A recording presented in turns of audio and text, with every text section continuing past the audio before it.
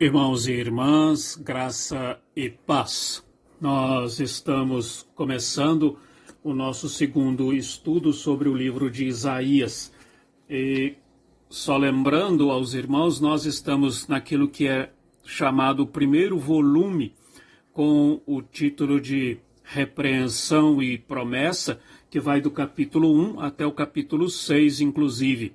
Nós estamos no primeiro sermão, que é chamado de rebelião confrontada com juízo e graça, que é esse capítulo 1, que nós já lemos até o versículo 17, e hoje nós vamos continuar lendo a partir do versículo 18 até o versículo 31. Então, meus amados e amadas, nós vamos ler primeiro do versículo 18 até o versículo 20 e comentar um pouco. Depois leremos do 21 ao 31. Lembrando que nós estamos, portanto, vendo junto com o profeta aquilo que Deus está dizendo a uma nação considerada rebelde, que está sendo confrontada com o juízo divino, mas ao mesmo tempo há palavras de graça vinda do nosso Deus e direcionada ao povo e aos seus líderes. Versículo 18 até o versículo 20. Vamos ler.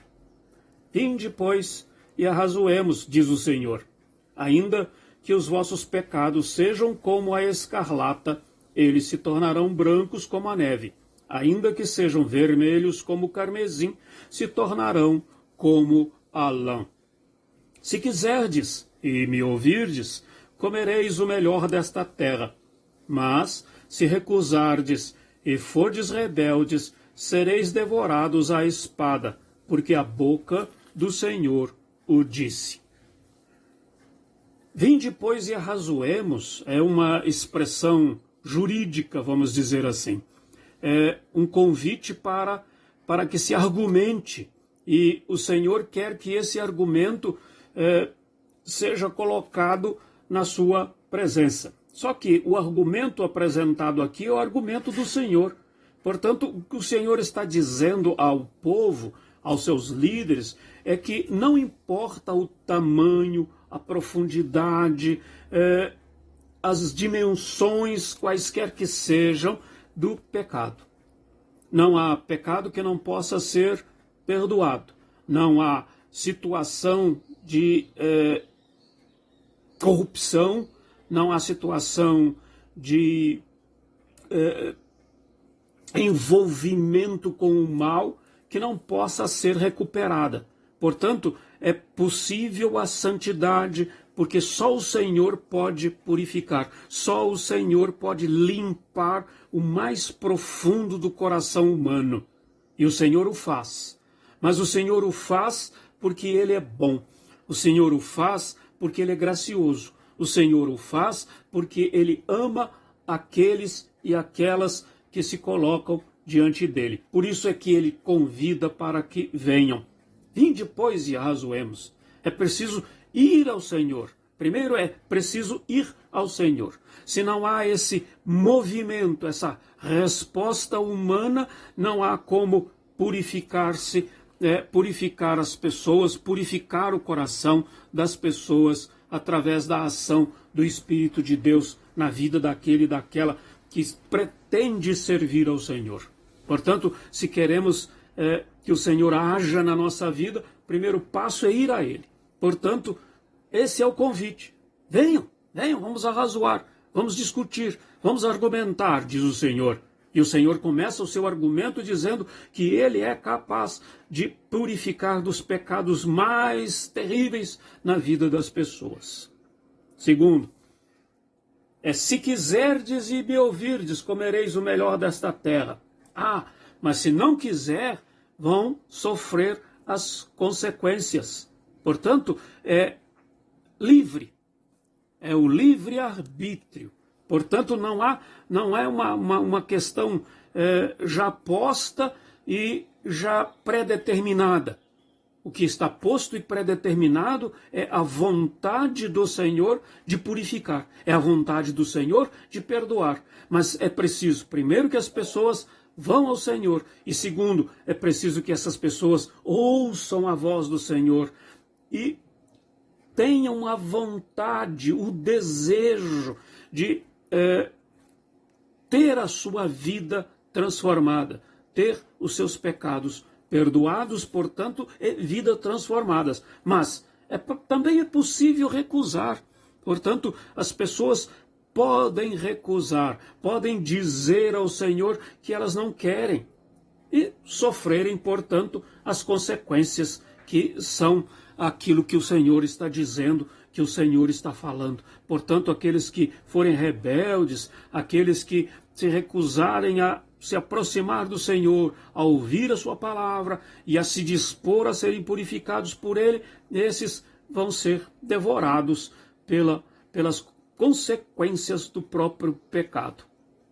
Isso porque, diz o versículo 20, a boca do Senhor o disse. É o Senhor quem fala, não é o profeta, é o Senhor quem fala. Vamos, portanto, para os versículos 21 até o 31, em que o julgamento continua. E vamos ver no meio desse julgamento alguma palavra de graça vinda do Senhor. Versículo 21 em diante. Como se fez prostituta a cidade fiel, ela que estava cheia de justiça. Nela habitava a retidão, mas agora homicidas. A tua prata se tornou em escórias, o teu licor se misturou com água. Os teus príncipes são rebeldes e companheiros de ladrões. Cada um deles ama o suborno e corre atrás de recompensas. Não defendem o direito do órfão e não chega perante eles a causa das viúvas. Portanto, diz o Senhor dos exércitos, o poderoso de Israel, tomarei satisfações aos meus adversários e vingar-me-ei dos meus inimigos. Voltarei contra ti a minha mão, purificar-te-ei com potassa das tuas escórias e tirarei de ti todo o mal impuro.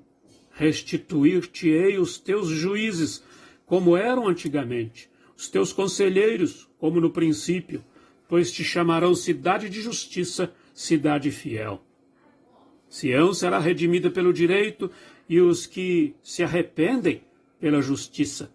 Mas os transgressores e os pecadores serão juntamente destruídos, e os que deixarem o Senhor perecerão.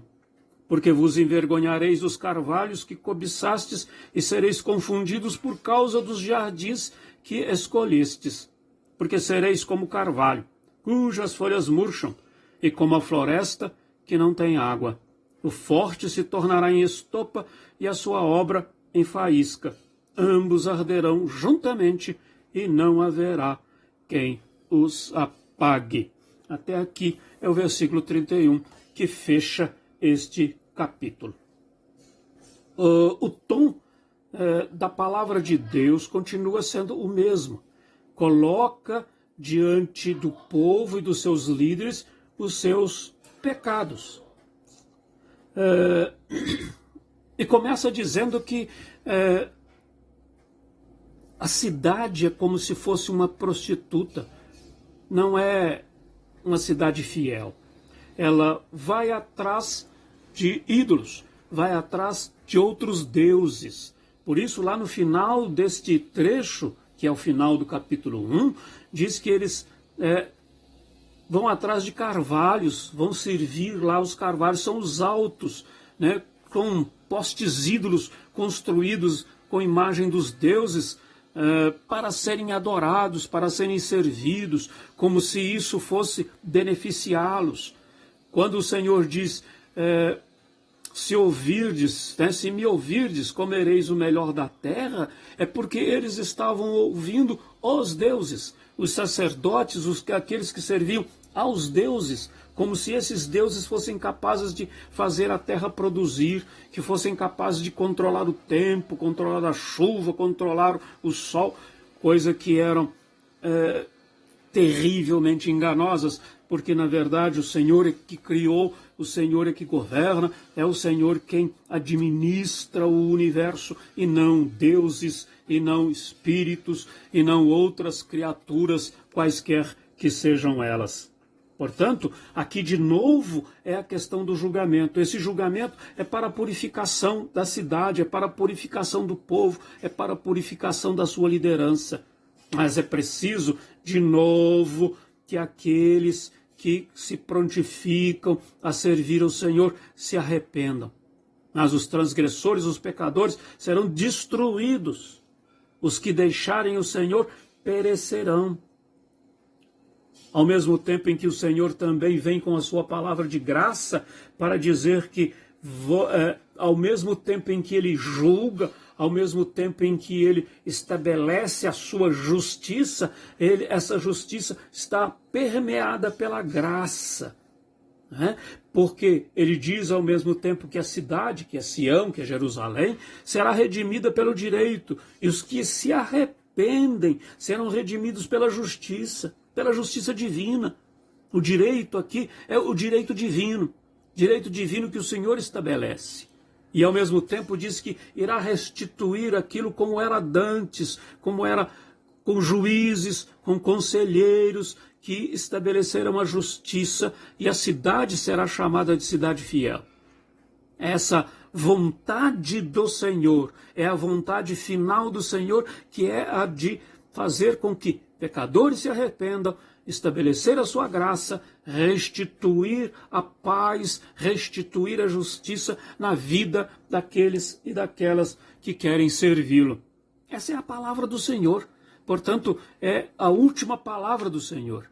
Porque os ídolos vão ser envergonhados. E aqueles que servem aos ídolos, que servem a outros deuses, que servem a deuses que não são o Senhor, que estabelecem no seu coração um Deus para satisfazer a si mesmo, esses que não veem a necessidade dos oprimidos, que são os órfãos, que são as viúvas, sempre se fala disso, no texto profético, esses que não dão valor àqueles que precisam da justiça, aqueles que precisam de ser vistos e valorizados, estes vão perecer com os seus ídolos, vão perecer com aquilo que colocam no seu coração. Que nós possamos colocar no nosso coração neste dia aquilo que é a vontade do Senhor e que estejamos dispostos a ir ao Senhor para que Ele purifique o nosso coração, purifique a nossa vida, estabeleça em nós a sua justiça, estabeleça em nós a sua paz que vem pelo Espírito de Deus através do seu Filho Jesus Cristo. Que o Senhor possa nos abençoar nesta leitura e nosso próximo estudo nós já vamos para o capítulo 2 e assim ver mais um sermão que é o código presente, que é o castigo presente, visando a glória futura de Israel e de Judá e de Jerusalém. Que Deus possa estar abençoando a sua vida, abençoando cada um de nós no decorrer deste dia. Fiquem com Deus, Deus os abençoe.